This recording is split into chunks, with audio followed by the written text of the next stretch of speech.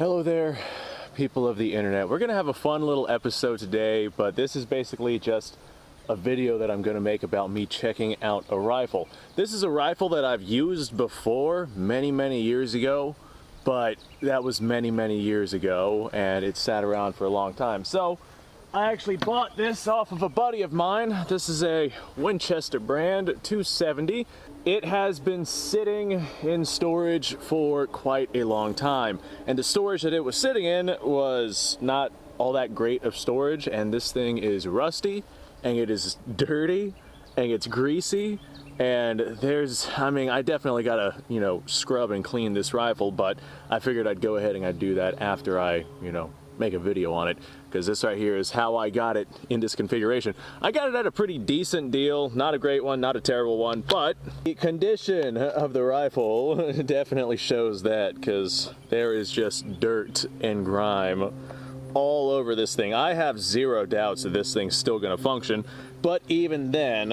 All right, before we really get started, I wanna go ahead and say thanks for watching, but the stuff that I'm doing here is not cheap. This right here is an expensive rifle, and this right here is not cheap ammunition. So I wanna say thank you to what few Patreon supporters I have. If you would like to consider assisting me with the work that I do and helping me make future content, consider checking out both Utreon and Patreon, links in the description below.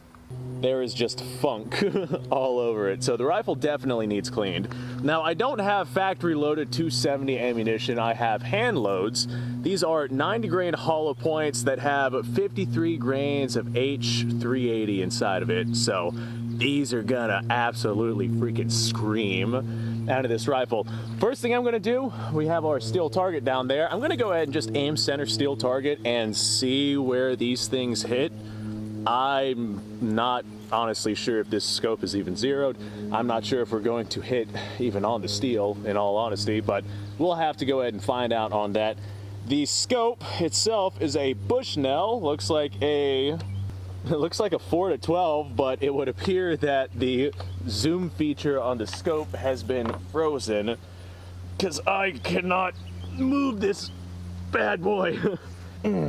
Nope. All right, so this is just a permanently set 12 power scope until I can manage to get this thing unstuck, because yeah, that is very much stuck on there. Let's see, 12 power. Yeah, I could still pull that off. Let's go ahead and adjust the front end so we clear up this picture a little bit. All right, I think there's probably about as clear as we're gonna get. We're only sitting at about 40 yards. So a 12 power scope has my steel silhouette down there basically covering the entire, reticule of the scope. So I've only got a few of these rounds, and I got a couple of videos that I wanna make with this. So I've got 3 of these rounds out here. This is me just trying the rifle and seeing what is going on with it, seeing if it's even still functional. Like I said, I shot this years ago, but it was in storage for a long time and not adequately stored. Let me go ahead and just pull the bolt, look down the barrel itself. All right, we don't have any debris in the barrel. That's a very good sign. Here in the state of Florida, we have these things called mud daubers. I'm sure that they're in other states as well. But mud daubers, what they like doing is they'll find like a confined space, like the barrel of a rifle, and they'll make little mud nests inside of it if the rifle is sitting around for any real length of time. So you want to make sure that there's no mud dauber nests inside of your rifle barrel if it's been sitting around in storage, which this one absolutely has. I think this rifle holds 5 rounds, could potentially be 4, but I only have 3, so that doesn't much matter. She needs a good scrubbing and a good coat of oil, and I imagine that I am probably the perfect guy for that job. So let's go ahead and just send one of these rounds downrange. This is a Winchester Model 70, chambered in 270 Winchester. Magazine still seems functional, definitely gritty, but still seems functional. And we chambered around and we are in battery. I'm gonna go ahead and just aim down range and fire. I'm willing to bet that this little 90 grain projectile, traveling as fast as it's gonna be traveling here, is basically just gonna disintegrate on target. Let's see what the muzzle flash is like on this thing. Oh, Nelly. Okay, so this seems to shoot, God, we took out We took a hunk off of the steel. I can see where we hit, and there's a piece missing of the steel where we smacked into the target. That's incredible. So this seems to shoot, I think I have remember us zeroing this rifle at 100 yards, and since we're only at 40, we're shooting about 3 inches high. So that's something that I can work with here. Recoil, not very much with that little 90 grain pill, but man, I could tell that thing was moving, and man, we smacked that steel target with some authority. All right, now, up next, I have this jug of water right here. I'm probably gonna use this 270 for hunting. Like a 270 here in the state of Florida, where the deer only get like 150 pounds. That's like a big deer here in Florida. 270 is going to be more than adequate to be able to take that thing out. So let's go ahead and send one of these rounds at a jug of water. And I want to see, I mean, this is not going to be indicative of exactly what's going to happen to that deer, but it's a pretty good indicator of how much power we're rocking behind a cartridge. And I want to see what these hand load cartridges do compared to a normal 270 round. Whenever we had fired this last time, we were firing factory loads of 270. I forget what the actual loads were, but they were just regular soft points. And I'm pretty sure that they were lighter weight bullets if memory serves, but I'm not positive about that. That was forever ago. All right, I'm willing to bet, in fact, I would probably just place money on it, that this right here is going to absolutely disintegrate that jug of water right there. Let's have a look at what this says. Now, 270 is powerful, but it's not like 30-06 powerful. Like, I've hit water with 30-06. Let's see how this one compares. Well, I got some backblast on that one, but we definitely hit our target. Let's walk down there and see what that looks like. All right, well, I think it's safe to say that if this was a critter, he would not be moving right now. All right, let's see what happened to this actual cartridge here. So with this one, we did not get a 100% perfect gas seal, and it didn't feel like we got the full power behind the cartridge either. I'm not sure how old this ammunition is. This is actually ammunition that I got from a buddy of mine who is a competent reloader. But that one there may have just been, I mean, we still hit our target. We still hit our target and we still blew it up. So I have another one here, and I'm stuck between my two favorite loves. Should I shoot a bowling pin with it? I imagine that once we shoot the bowling pin, it will probably just put a hole in the bowling pin. Or should we shoot the dirt with it? And shooting the dirt with it is a really good indicator of how powerful a round is, because this nice soft Florida dirt out here just explodes immaculately whenever you shoot it with something. I think we're gonna hit the dirt. I wanna see what kind of crater we get with this thing. I know whenever I hit it with something like an 8mm Mauser round or something like that, we get a pretty damn sizable crater out there. So let's see what this little 90 grain pill with this does in this freaking spider on my rifle, leave it to Florida, does from this rifle here. Let's just send a round right into the dirt here.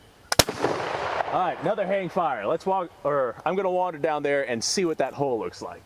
No backblast. This one does look like it detonated properly. I'm not sure how old this ammunition is, but if we are getting hang fires, I'm probably just gonna throw some new primers in there. This brass is reloadable.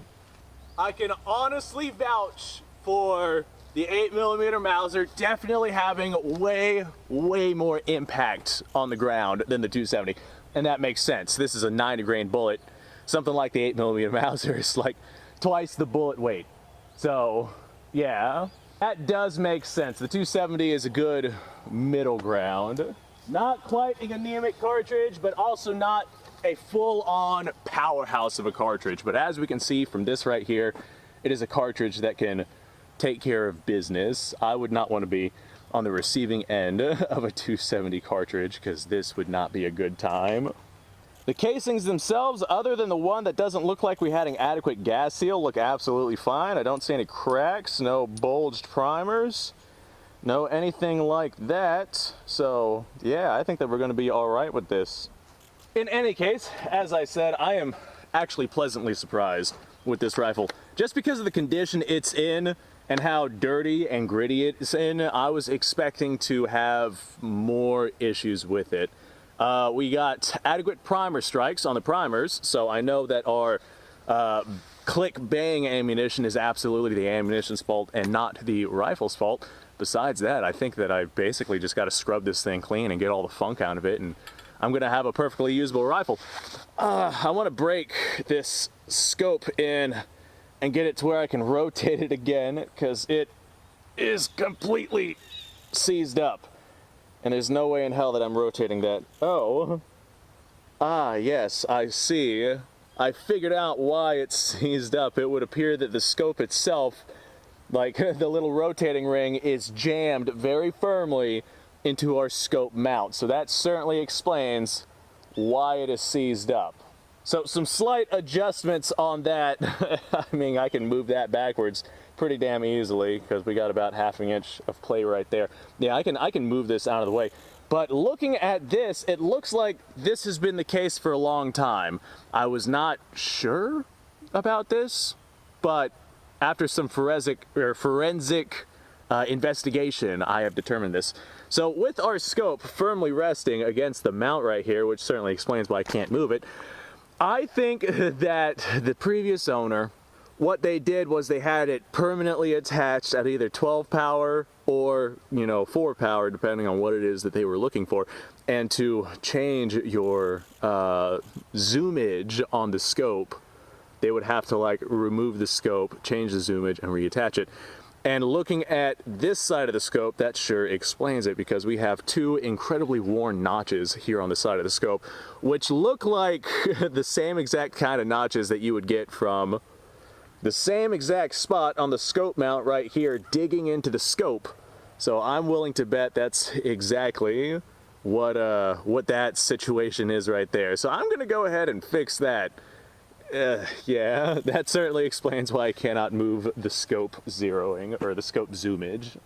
Alright, well folks, ladies and gentlemen, thank you ever so much for watching. I was just out here checking out this rifle, seeing if it worked, seeing its quirks, I mean, if you want to figure out what a rifle is and is not doing, take it out to the range, put some rounds through it, and you'll figure out pretty quickly what's going on with it. In this particular case, I know that I got to do some work with that scope right there, and I know I definitely got to clean it. The action is not near as smooth as it used to be years ago, and that's just from it sitting in storage and getting a bunch of dust and funk all over it. I'm pleased to see that we have no critters living inside that thing. I'm not sure if I uploaded the video or not, but I actually had some living things inside of my car 98 that I had to dig out of there, and I discovered it while I was on the range. That was quite the adventure. So thanks for watching, folks. If you like this kind of stuff, subscribe to the channel, because as you can see from the car down there, I do this kind of stuff all the time. If you like the video. Description down below has a link to all sorts of stuff. I wish I had a chronograph, because I would like to see how fast these 90 grain pills are actually moving. I'm going to go ahead and replace the primers on these so we get more reliable ignition, because we had 2 hang fires with this ammunition. And thanks to the buddy that I got this ammunition from, I have plenty of large rifle primers that I can go ahead and use to swap out with this ammunition. Do they take large rifle, or is a 270 a small rifle? Alright, yeah, they take large rifle primers, so I got plenty of those to swap out with this right here. So hopefully that'll make ignition a little bit more reliable. I have more testing that I want to do with this rifle, and I have more videos that I want to make with this rifle right here. And I have some comparisons that I want to make with this rifle right here, comparing the 270 to some other very interesting mainstream rounds that are used very regularly for hunting. So if you want to stick around for that, subscribe to the channel. I do appreciate your time, guys. Thanks for watching. I think I already did the outro, so I'm just going to say, hey, you guys go off. Have yourself a fantastic day. I'm going to go grab another rifle, make another video. Oh, and this next video is going to be fun. Oh, the next video is going to be fun. It's a rifle that I've been wanting for a long time, and I got my disgusting little hands on, so I'm going to go grab that. You guys, you guys stay tuned and have a fantastic day.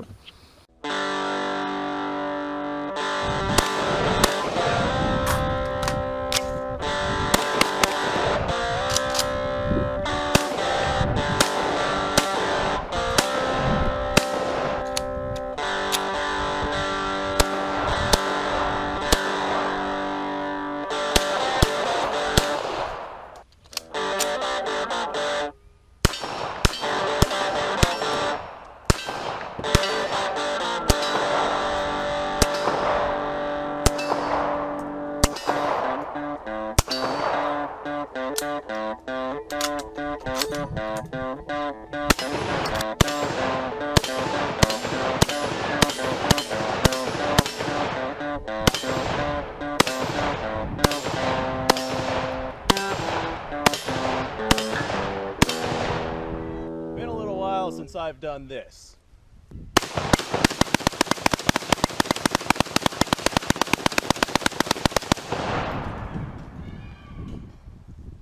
Bonnie and Clyde be damned.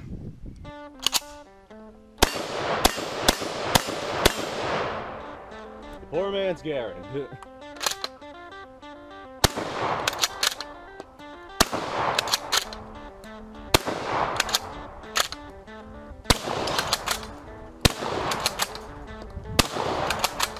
It's a shame that bolt-action shotguns aren't more mainstream.